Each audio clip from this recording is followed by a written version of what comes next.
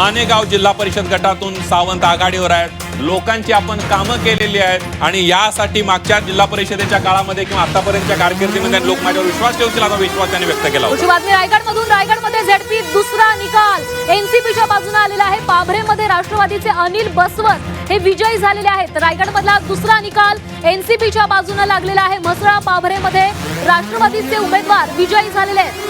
संभाजीनगर मधली मोठी बातमी, भाजपनं आघाडी घेतल्याचं पाहायला मिळतंय. भाजपचे 6, ठाकरेंचे 5 उमेदवार आघाडीवर असल्याचं पाहायला मिळतंय. संभाजीनगर मध्ये ठाकरेंच्या शिवसेनेसाठी एक आनंदाची बातमी असं म्हटलं तर वावगं ठरणार नाही, कारण महापालिकेमध्ये ठाकरेंच्या शिवसेनेला जो बालेकिल्ला होता तिथं जराही यश मिळवता आलं नाही. मात्र ग्रामीण भागामध्ये चांगली आघाडी घेताना ठाकरेंची शिवसेना दिसते, कारण शिवसेनेच्या फुटीनंतरची पहिल्यांदाच लागलेली झेडपी आहे. पण तरी संदीप आघाडीचे आहे. आघाडीचे निकाल समोर येतात. कोल्हापूरमधून बातमी, कोल्हापुरात जनसुराज्य पक्षानं आपलं खातं उघडलंय. नूल झेडपी मध्ये अनिरुद्ध रेडकर हे विजयी झालेले आहेत. त्यामुळे जनसुराज्य पक्षासाठी हे मोठं यश म्हणावं लागेल, कारण जनसुराज्य पक्षाची देखील प्रतिष्ठा पणाला लागलेली होती आणि कोल्हापूरमध्ये आता जनसुराज्य पक्षानं आपलं खातं उघडलेलं आहे. अगदी आपण बघतोय नूल झेडपी मधून जनसुराज्यानं खातं उघडलेलं आहे, पण जनसुराज्यपेक्षा अनिरुद्ध रेडेकर यांची ताकद स्वतःची या ठिकाणी नूल झेडपी मध्ये आपल्याला पाहायला मिळते. कारण मेडिकल कॉलेज असेल, वेगवेगळ्या शिक्षण संस्था असतील, त्यांची आई अनिरुद्ध रेडेकर यांची गोकुळला संचालक आहे आणि त्यामुळे त्यांची स्वतःची अशी ताकद आहे. पण जनसुराज्य खात्यामध्ये त्यांची सीट पडलेली आहे. जनसुराज्यानं विजय मिळवलेला. आताचे निकाल समोर येऊ लागलेले आहेत. राज्यभरामध्ये 12 झेडपी निवडणुका झाल्या आणि त्यानंतर आता ही मतमोजणी सुरू आहे. निकाल समोर यायला लागलेले आहेत. संभाजीनगरच्या फरदापूर गटातून भाजप आघाडीवर दिसत आहे, तर संभाजीनगरमध्ये भाजप आणि शिवसेना उद्धव बाळासाहेब ठाकरे पक्षाचे जे उमेदवार आहेत ते आघाडीवर पाहायला मिळत आहेत. फरदापूर गटातून भाजप आपल्याला आघाडीवर पाहायला मिळत आहे, तर 5 ठिकाणी शिवसेना उद्धव बाळासाहेब ठाकरे पक्ष देखील आघाडीवर. रत्नागिरीमधून बातमी, रत्नागिरीमध्ये शिवसेनेनं मुसंडी मारलेली आहे. झेडपीच्या 10 पैकी 8 जागांवर शिवसेना पुढे, 2 जागांवर अपक्ष उमेदवार आघाडीवर असल्याचं पाहायला मिळत आहे. तर झेडपीच्या 10 पैकी 8 जागांवर शिवसेना पुढे आहे, तर 2 जागांवर अपक्ष पुढे असल्याचं दिसतंय. एक मोठी आणि महत्वाची बातमी आपण बघतोय. झेडपीच्या 10 पैकी 8 जागांवर या ठिकाणी शिवसेना आघाडीवर असल्याचं पाहायला मिळतंय. उदय सामंत हे नेतृत्व करतात रत्नागिरीतल्या शिवसेनेचं आणि त्यामुळे कुठेतरी एक जबरदस्त कामगिरी शिवसेना रत्नागिरीमध्ये करताना आपल्याला पाहायला मिळते. पुढची महत्वाची बातमी आलेली आहे रायगडमधून. रायगड दासगाव झेडपी मध्ये शिवसेना आघाडीवर आहे. अब्दुल मनसूर हे आघाडीवर असल्याचं पाहायला मिळत आहे. सुरुवातीला रायगडमधून जो निकाल आलेला होता त्यामध्ये राष्ट्रवादीनं बाजी मारलेली होती आणि आता शिवसेनेचा उमेदवार आघाडीवर आहे. प्रेरणा सावंत या आघाडीवर असल्याचं दिसतंय. दासगाव झेडपी मधून ही बातमी. यानंतर पुढली मोठी बातमी, संभाजीनगरच्या फरदापूरमध्ये भाजप आघाडीवर असल्याचं पाहायला मिळत आहे. भाजपचे महिम मुलतानी हे आघाडीवर आहेत. आपण बघितलं संभाजीनगर मध्ये जे आघाडी आणि जे कल येत आहेत त्यामध्ये 6 ते 7 जागांवर भाजप आघाडीवर आहे. आणि सगळ्यात महत्वाची बातमी ठाकरेंच्या शिवसेनेसाठी आनंदाची आहे, कारण 5 जागांवर ठाकरेंची शिवसेना सुद्धा या कलांमध्ये आघाडीवर दिसते. त्यामुळे नक्कीच ठाकरेंच्या शिवसेनेची देखील आशा वाढलेली असणार आहे, कारण जे आघाडीवर असणारे कल दिसतात त्याच्यामध्ये जवळपास 5 जागांवर शिवसेना उद्धव बाळासाहेब ठाकरे पक्षाचे उमेदवार आघाडीवर आहेत. त्यामुळे संभाजीनगरमध्ये काही वेगळं चित्र आता पाहायला मिळत आहे का?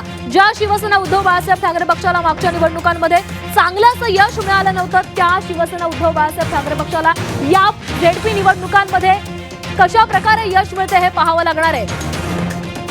आपण बघतोय की आता जे कल हाती येत आहे त्यामध्ये काही ठिकाणी सगळ्याच पक्षांना यश मिळताना पाहायला मिळतंय. असं एका बाजूने व्हाईट वॉश असं कुठल्या पक्षाचा झालाय किंवा कुठल्या पक्षाला जबरदस्त एक हाती सत्ता मिळते. आपण जर रत्नागिरीतलं सोडलं तर रत्नागिरीमध्ये शिवसेनेला 10 पैकी 8 जागा शिवसेनेचे उमेदवार आघाडीवर असल्याचं पाहायला मिळतंय. दुसरीकडे मात्र संमिश्र आपल्याला पाहायला मिळतं. पुढची बातमी लातूरमधून. लातूरमध्ये भाजपच्या सुरेखा केंद्रे या विजयी झालेल्या आहेत.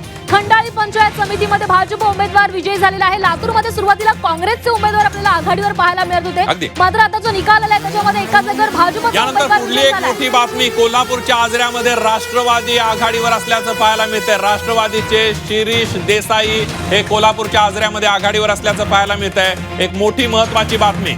तर कोल्हापूरमध्ये अटीतटीची लढाई, काँग्रेस, राष्ट्रवादी, भाजप. आता सोलापूरमधून बातमी, सोलापूरच्या बार्शीतून भाजप उमेदवार आघाडीवर आहे. भाजप उमेदवार दीपक रोंगे हे 4000 मतांनी आघाडीवर आहेत. उपळाई बुद्रुक पंचायत समिती गणातून रोंगे हे आघाडीवर असल्याचं पाहायला मिळतंय. आणि सगळ्यात महत्त्वाचं म्हणजे जर 4000 मतांची आघाडी घेतलेली असेल तर ती पुढच्या फेऱ्यांमध्ये तुटेलच असं नाही. कारण जेडपी मध्ये आपण बघितलं तर आघाडी जर 4000 मतांची असेल पंचायत समितीच्या गटातून तर ती खूप मोठी आघाडी.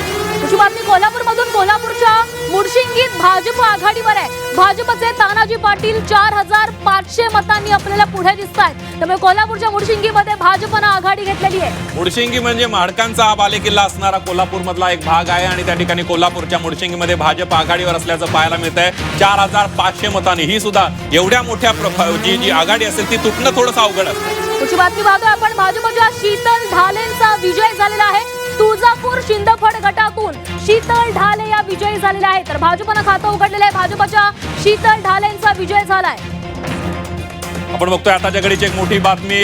भाजपच्या शीतल ढालेंचा विजय झाल्याचं पाहायला मिळतंय. शिंदफळ या गटातून भाजपचा उमेदवार विजय झाले. जे आतापर्यंत निकाल आलेले ते आपण बघूयात. शहापूर जिल्हा परिषद अलिबाग अमित नाईक हे काँग्रेसचे विजय झाले. जो अलिबाग रायगड मधला पहिला निकाल होता. त्यानंतर राष्ट्रीय पंचायत समितीमध्ये अमित व्यवहारे हे राष्ट्रवादीचे विजयी झालेले आहेत. त्यानंतर पुढचा निकाल आपण बघूयात. आयशा बेगम शिवसेना अजिंठागड संभाजीनगर मधून शिंदेच्या शिवसेनेचा उमेदवार विजय झाल्याचं पाहायला मिळत आहे. दुसरीकडे माडा भोसरे गटातून राष्ट्रवादीचा उमेदवार अश्विनी दळवी विजयी झाले आहेत. दादा लवटे सांगोल्यातून शिवसेनेच्या उमेदवारानं विजयी. यानंतर बघूयात मोठी बातमी. मंत्री भरत गोगावलेंचा मुलगा आघाडीवर आपल्याला पाहायला मिळतोय. बिरवाडी गटातून विकास गोगावले हे आघाडीवर आहेत. मंत्री भरत गोगावलेंचा मुलगा आघाडीवर आहे. खरं तर रायगडमध्ये शिवसेना आणि राष्ट्रवादी या दोघांकडून चुरशीची लढत दिली जात होती. विकास गोगावले हे निवडणुकीच्या रिंगणामध्ये उतरले आणि त्यानंतर जोरदार प्रचारही केला गेला. आता विकास गोगावले हे आघाडीवर असल्याचं पाहायला मिळते. कार्यकर्त्यांमध्ये देखील मोठा उत्साह पाहायला मिळतोय. आणि आपण बघितलं विकास गोगावलेंचं नाव मागच्या काही दिवसांपासून चर्चेत होतं. कारण नगरपंचायत निवडणुकीमध्ये अलिबागमध्ये त्या ठिकाणी झालेला राडा, त्यानंतर त्यांच्यावर दाखल झालेला गुन्हा, त्यानंतर त्यांनी शरण ते स्वतः पोलिसांना आले, जामीन मिळाला आणि त्यानंतर ते पुन्हा प्रचारात सक्रिय झाले. आता आघाडीवर असल्याचं पाहायला मिळत आहे. बीरवाडी गटातून विकास गोगावले आघाडीवर आहेत. वडील त्यांचे आमदार आहेत त्या गटातून, त्यामुळे ते काय बाजी मारतील असं दिसतं. फुलंब्री मतदारसंघ फुलंब्री गणोरी गटामधून निखिल चव्हाण आमदार अनुराधा चव्हाण यांचे पुतणे हे आघाडीवर पाहायला मिळतात. संभाजीनगरात निखिल चव्हाण हे आघाडीवर आहेत. निखिल चव्हाण हे आमदार अनुराधा चव्हाण यांचे पुतणे आहेत आणि त्यांना आता आघाडी मिळाल्याची दिसते. आपण बघतोय आमदार असतील, माजी आमदार असतील, मंत्री असतील, त्यांचे पुतणे, मुलं, मुली, नातेवाईक सगळे सोयरे या निवडणुकीमध्ये उतरल्याचं दिसतंय. तुझी बातमी बारामतीमधून. बारामतीच्या सुपे गणात भाजप विजयी झालेले आहे. भाजपच्या उज्ज्वला खैरे या विजयी झाल्याचं कळत आहे. बारामतीच्या सुपे गणात भाजपचा विजय झालेला आहे. राष्ट्रवादीनं भाजपसाठी ही जागा सोडलेली होती आणि यामध्ये भाजपचा विजय झाल्याचं दिसत आहे. भाजपच्या उज्ज्वला खैरे या विजयी झालेल्या आहेत. तर राष्ट्रवादीनंही भाजपला जागा सोडलेली होती. पुढची बातमी आलेली आहे साताऱ्यात आतापर्यंतच्या काळात भाजप मोठा पक्ष ठरलेला आहे. साताऱ्यात 18 जागांवर भाजपनं आघाडी घेतलेली आहे. त्यामुळे साताऱ्यात आतापर्यंत जे कल हाती आलेले आहेत त्याच्यामध्ये भाजप मोठा पक्ष ठरण्याची शक्यता आहे.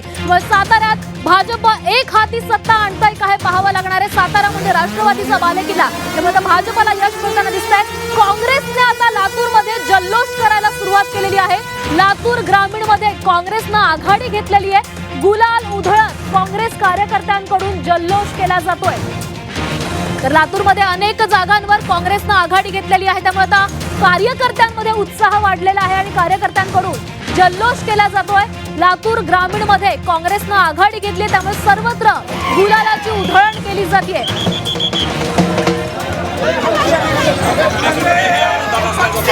कारण काँग्रेसनं महापालिकेवरची सत्ता अबाधित राखलेली आहे. काँग्रेसनं आपला बालेकिल्ला अबाधित राखला. दुसरीकडे लातूरमध्ये काँग्रेस झेडपीमध्ये सुद्धा मोठ्या प्रमाणावर आघाडीवर आहे. त्यामुळे कार्यकर्त्यांनी आतापासूनच जल्लोष करायला सुरुवात केलेली आहे. त्यामुळे काँग्रेसच्या कार्यकर्त्यांचा लातूरमधला हा जल्लोष आपण बघतोय. अमित देशमुख यांनी प्रचाराचा झंझावात उभारलेला होता. संपूर्ण जिल्हाभरामध्ये त्यांनी प्रचार सभा घेतलेल्या होत्या, रॅलीज काढलेल्या होत्या आणि या सगळ्यामध्ये त्याचं यश कुठेतरी येताना पाहायला मिळत आहे. काँग्रेस मोठ्या प्रमाणावर आघाडीवर आहे. उत्तूर पंचायत समितीमधून कोल्हापुरात विकास सौदे हे विजयी झाल्याचं पाहायला मिळत आहे.